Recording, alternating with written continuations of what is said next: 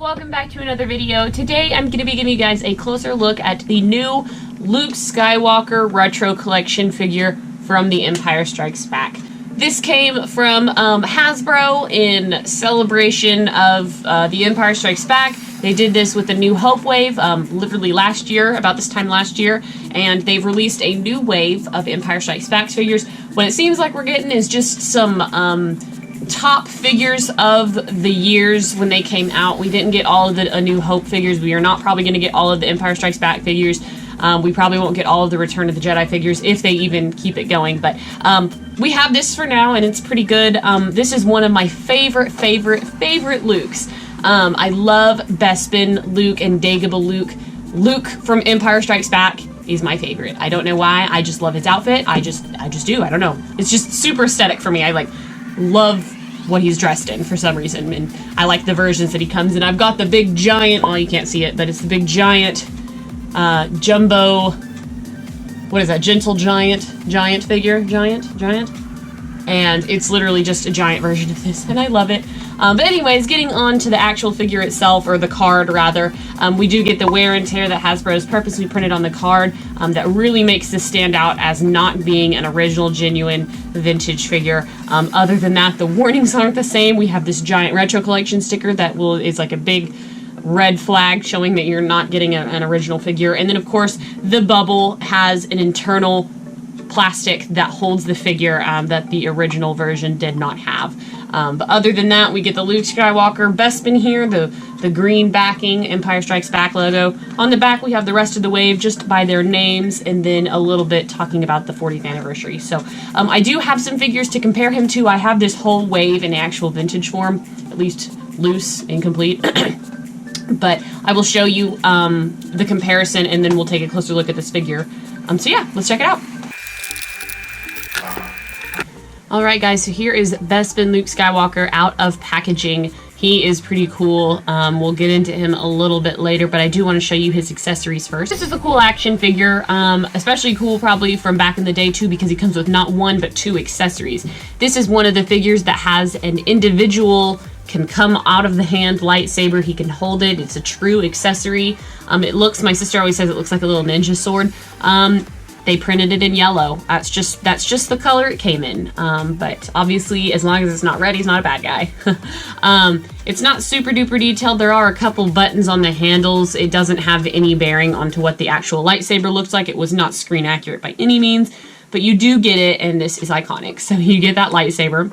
And then, of course, you also get Luke's blaster, because at the time of Empire, he's still kind of trading between using blaster and lightsaber and learning to rely more on his Jedi skills. And so obviously he's going to have his blaster with him, which is pretty cool. Nice little bulky black gun. It looks good. It's got a scope sculpted into it and a couple little buttons and some hilt grip. But yeah, printed in all black, so pretty cool. And then, of course, we get Luke Skywalker here, and he is really nice looking. I think that they did a very good job. I mean, obviously they are using the molds or have recreated the molds for these figures, and the paint is one thing that I think is good about these figures. Is the paint is a lot of times really accurate. I mean, you have to take into account for any of these older figures that the sun has done some wear and tear on them. And so it's not going to be perfect, likely. But I think overall it does pretty good. So you can tell this is the blonde hair variant. There were two variants, at least that I'm aware of, in terms of the hair. One was blonde and one was brown. And I'm not sure why they ended up doing that.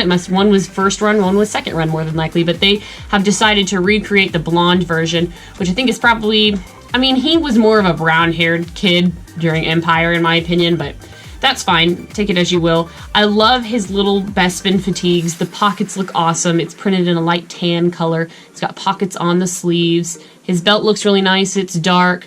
It's funny to me because his lightsaber is printed onto his belt. And in reality, here it is also. I did like that they did that, because the lightsaber that is, I said printed, but it's sculpted. The lightsaber that is sculpted into his belt does look like his lightsaber. And then on the other side, he has a holster for his gun that obviously cannot hold the gun. Moving down, he's got his nice little pants, and then he's got tan boots, which look really nice as well.